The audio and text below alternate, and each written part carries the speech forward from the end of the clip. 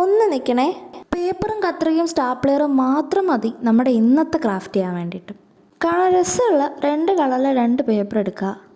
കഴിഞ്ഞ ദിവസം ടുലിപ്സ് ഉണ്ടാക്കിയതിൻ്റെ ബാക്കി പേപ്പറാട്ടോ ഇത്. അതാണ് ഞാൻ എടുത്തിരിക്കുന്നത്. ഇതിന്ന് കുറച്ചധികം സ്ട്രിപ്സ് പോലെ നമ്മൾ എന്ത് ചെയ്ത് കൊടുക്കണം, പീപ്പിൾസിനെ കട്ട് ചെയ്തെടുക്കണം. കട്ട് ചെയ്തെടുക്കാൻ വേണ്ടി ഞാൻ ഇങ്ങനെ വരച്ചെടുത്തിട്ടുണ്ട്. എന്നിട്ട് ഒന്ന് കട്ട് ചെയ്ത് കൊടുത്താൽ മതിയേ. 4 കളർ സ്ട്രിപ്സാണ് എടുത്തിട്ടുള്ളത്. എന്നിട്ട് ഇതിനെല്ലാം ഇങ്ങനെ ഒന്ന് മടക്കി കൊടുക്കണം. മടക്കി വെച്ചിട്ടുള്ള ഒരു കളറിൻ്റെ മേലെ മറ്റേ കളർ എടുത്ത് വെച്ചിട്ട് ആ സൈഡിലൊന്ന് സ്റ്റാപ്ലെയർ ചെയ്ത് കൊടുക്കണം. എന്നിട്ട് അതിങ്ങനെ മടക്കിയിട്ട് ഇതുപോലെ ഹാർട്ട് ഷേപ്പിലേക്ക് കൊണ്ടുവരണം. ഇവിടെ വെച്ച് നിങ്ങൾ സ്റ്റാപ്ലെയർ ചെയ്യരുത്. പകരം അത് രണ്ടും കൂടെ കൂട്ടി പിടിച്ചിട്ട്, നമ്മളിപ്പോൾ റെഡാണല്ലോ എടുത്തിട്ടുള്ളത്, അപ്പോൾ നമ്മൾ വേറെ കളർ എടുക്കണം. അതായത് പിങ്ക് എടുത്തിട്ടുണ്ട്. അതെടുത്തിട്ട് ഇങ്ങനെ ഒന്ന് വെച്ച് കൊടുത്തിട്ട് ജോയിൻ ആവുന്ന ഭാഗത്ത് സ്റ്റാപ്ലെയർ ചെയ്ത് കൊടുത്താൽ മാത്രം മതി കേട്ടോ.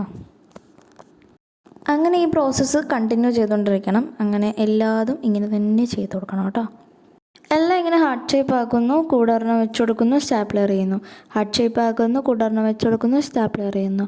അങ്ങനെ കുറേ എണ്ണം ഇങ്ങനെ ചെയ്തെടുക്കുമ്പോൾ ലാസ്റ്റ് നമ്മൾ ഈ വാളിലൊക്കെ തൂക്കിയിടുന്ന പോലെ ഒരു വാൾ ഹാങ്ങിങ് പോലെ ഒരു സംഭവം റെഡിയാകും. പക്ഷേ വാൾ ഹാങ്ങിങ് അല്ല, ഡെക്കോറൊക്കെ ചെയ്യാൻ പറ്റുന്നൊരു സംഭവമാണ് കേട്ടോ അത്.